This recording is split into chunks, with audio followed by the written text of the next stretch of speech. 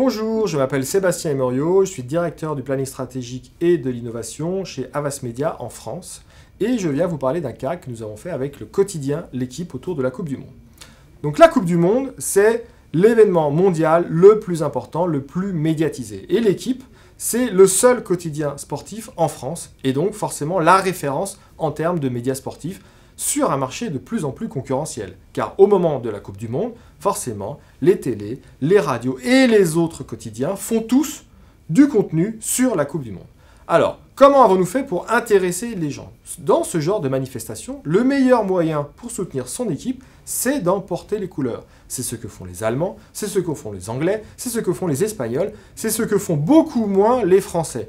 Mais cette année, c'était particulier, car avec le renouveau de l'intérêt pour l'équipe de France, il y a eu tout à coup plein de maillots qui ont été vendus jusqu'à rupture de stock dans les magasins annoncés. Et là, c'était le drame.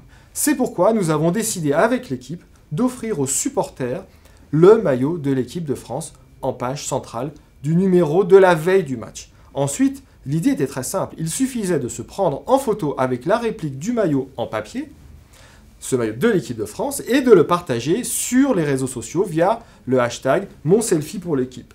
Les supporters sont finalement devenus de véritables médias via leurs selfies et les commentaires postés sur les réseaux sociaux. Cette opération a été très largement partagée par toutes les générations de supporters de l'équipe de France. Pour preuve, il y a eu presque 600 000 impressions sur les réseaux sociaux et 100 000 followers supplémentaires sur Twitter. Au final, mission accomplie pour l'équipe, réunir tout le monde autour de la même passion, le sport, le foot. Ce qui a fait le succès de cette opération, c'est aussi l'utilisation de la presse, du print, du papier pour une opération digitale.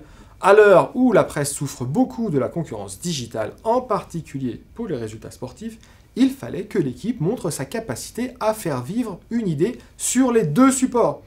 Il faut aussi reconnaître la capacité de l'équipe en tant qu'annonceur à croire en certains projets, à les accompagner et à croire en la relation avec une agence média pour pousser des idées créatives. Je vous donne donc rendez-vous le 12 juin pour débattre et répondre à vos questions. Merci de m'avoir écouté.